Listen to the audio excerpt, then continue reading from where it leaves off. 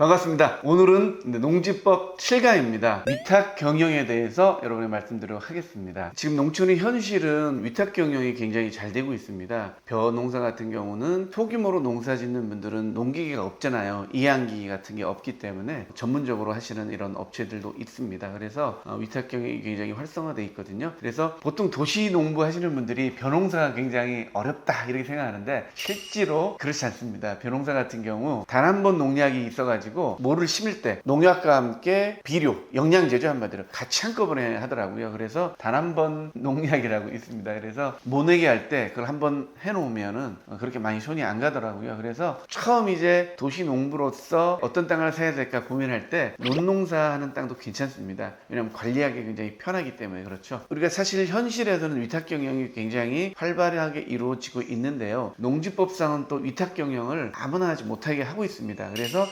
농지법이 이렇구나를 알고 그 다음에 위탁 경영도 활용하면 좋겠습니다. 자, 그러면요 농지법 구조입니다. 농지의 위탁 경영 이렇게 나와 있죠. 농지 소유자는 다음 각 호의 어느 하나에 해당하는 경우 외에는 소유 농지를 위탁 경영할 수 없답니다. 그러니까 아무거나 위탁 경영할 수 없다라는 사실은 알고 계시기 바라겠습니다. 어쩔 수 없는 경우죠. 1번은 군대 갔을 때, 두 번째는 해외여행 3개월 이상 해외여행했을 때, 농업법인이 청산 중인 경우, 질병, 취약, 선거에 따른 공직 취임, 그 밖에 대통령령으로 정한 사유로 작용할 수 없는 경우. 자, 대통령령으로 정한 사유는 부상으로 3개월 이상 치료가 필요한 경우, 이거 병 났을 경우는 안 되는, 위탁할 수 있다는 얘기죠. 교도소 구치소 갔을 때, 임신 중일 때, 6개월 미만인 경우, 그리고 자기 노동력이 부족한 경우에 해당하는 경우는 이게 그러니까 보통 분들이 이게 우리가 쓰는 게 내 노동력이 부족해서 위탁 경영을 하겠다 이런 내용이 되겠죠. 그래서 변화 과수, 다년생 식물의 파종, 육묘, 이식 이런 게 할 경우에 위탁을 할 수가 있는데 전부 위탁을 하면 안 된다는 내용입니다. 이게 보면 자기 농업 경영에 관련된 제1의 강목이 어느 하나에 해당하는 농작업에 1년 중에 30일 이상 직접 종사하는 경우 이렇게 나와 있습니다. 그래서 내가 위탁을 하더라도 3분의 1 이상 그리고 30일은 내가 같이 농사에 참여해야 된다. 이걸 알아야 됩니다. 이게 왜 중요하냐면 세법에서 전 강의에 우리가 양도세에 대해서 배웠는데 양도세를 감면받기 위해서는 작용을 해야 되잖아요. 위탁 경영이나 임대차, 대리 경영 이런 것들은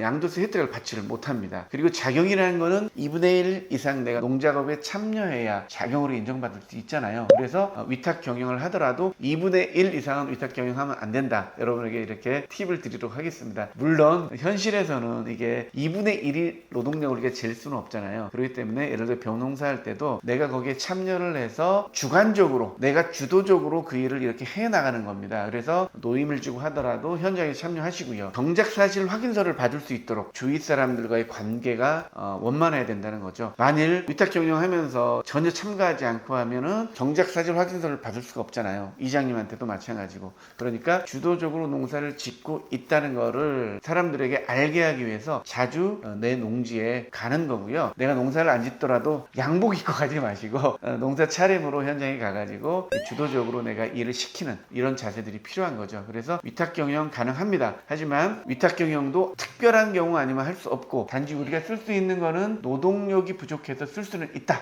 이렇게 아시고요. 2분의 1 이상은 하면 안 됩니다. 중요한 거는 현장에서는 내가 주도적으로 하고 있다는 것을 많은 사람들이 알게 하라. 이 부분 알려드리도록 하겠습니다. 위탁 경영과 임대차하고 차이점을 꼭 알아야 됩니다. 자, 위탁 경영은 내가 작용하는 거잖아요. 그래서 농작물이 모두 나한테 내가 가져오는 거고요. 임대차인 경우는 내가 경작을 하는 게 아니라서 임차인, 흔히 말하는 우리가 도지 받는 거, 일하는 사람의 농작물이 되는 거예요. 그러니까 임차인의 농작물이 되는 겁니다. 그래서 임대차를 주면 나는 작용을 하지 않는 게 됩니다. 이 내용을 분명히 아시고 내가 위탁 경영을 할지 임대차를 할지 이런 판단을 하시기 바라겠습니다. 자, 그리고 농업기술센터가 있거든요. 모든 시군구에 농업기술센터가 있습니다. 도시 농부가 되기 위해서도 우리가 농업기술센터 꼭 아셔야 되고요. 귀농귀촌종합센터가 있어요. 귀농귀촌종합센터와 그 다음에 농업기술센터가 있거든요. 교육이 굉장히 많습니다. 농기계에 대한 교육, 농작물에 관한 교육 이런 것들이 굉장히 많고 우리가 농민으로서 지원 혜택을 받으려면 옛날에 어떤 관행적으로 하던 농업에 벗어나서 교육을 받고 스마트 농업, 신기술 농업을 도입해야만이 그 농작물 소득도 많게 되거든요. 내가 도시 농부가 되겠다는 분들은 이런 농업기술센터를 통해 가지고 적극적으로 농사일을 배우셔야 됩니다. 그래야만이 내가 처음에는 처음에는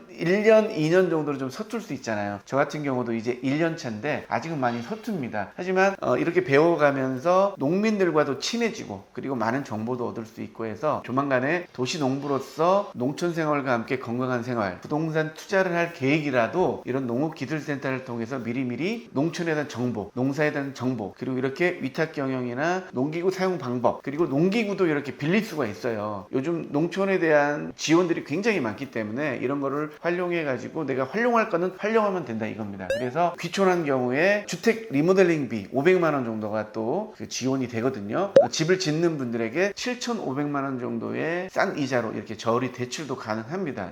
이런 지원을 받기 위해서라도 이런 농업기술센터 이런 것들을 잘 활용하면 좋을 것 같습니다. 자, 그러면 위탁경영 다음에는요 10조입니다. 자, 농업경영에 이용하지 않은 농지의 처분입니다. 농지는 뭡니까? 일장에서 배웠지만 경제유전입니다. 그리고 식량 안보를 책임지고 있고 우리나라의 국토의 근간이 되고 있죠. 답 같은 경우 우리가 벼농사하는 경우 항상 물이 차 있잖아요. 담수가 돼 있잖아요. 온난화를 막기 위한 큰 뜻도 있거든요. 그렇기 때문에 농사에 이용하지 않은 농지는 처분하겠다 이런 강력한 법이 있는 겁니다. 그래서 좀 억울하죠. 억울하긴 하지만 우리가 농지법을 이해하면서 그 도시농부가 돼야 되기 때문에 그런 취지를 좀 알았으면 좋겠습니다. 그런데 이게 농지 처분인데 처분되지 않는 농지가 있죠. 한 가지가 뭡니까? 1996년 1월 1일 이전에 소유권 이전한 농지, 농지법이 나오기 전에 농지는 처분 대상이 되지 않습니다. 그렇기 때문에 꼭 알아두십시오. 헷갈리지 마시고요. 농사 안 지어도 됩니다. 1996년 이전의 농지는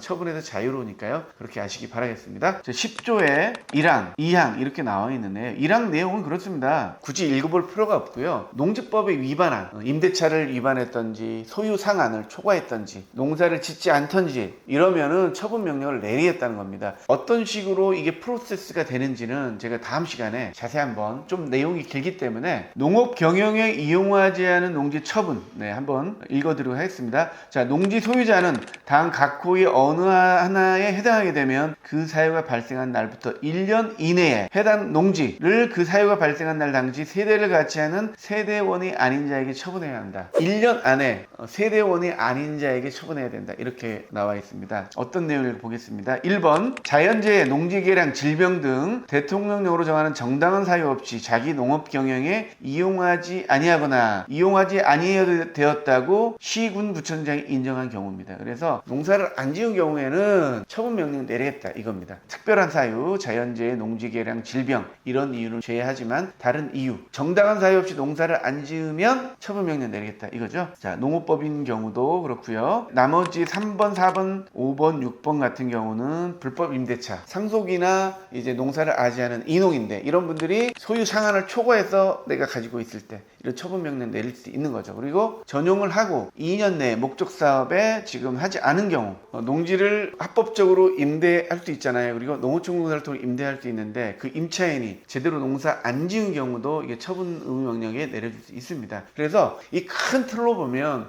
농업 경영에 이용하지 않거나 소유 상한을 초과하거나 전용을 했는데 목적 사업에 2년 동안 목적 사업에 사용하지 않은 경우 이런 경우는 전부 다 처분 의무 명령이 내려지고요. 처분 의무 명령이 내려지면 1년 안에 처분해야 된다. 이런 내용입니다. 자, 그래서요. 이 농지 처분에 대해서는 좀 자세하게 설명을 해야 되니까요. 제가 오늘은 여기까지 하고요. 다음 시간에 아주 자세하게 농지 처분에 대한 프로세스 그리고 어떻게 대응해야 되는지 이런 부분에 대해서 자세하게 설명하도록 하겠습니다. 여러분 다음 시간에 뵙겠습니다. 감사합니다.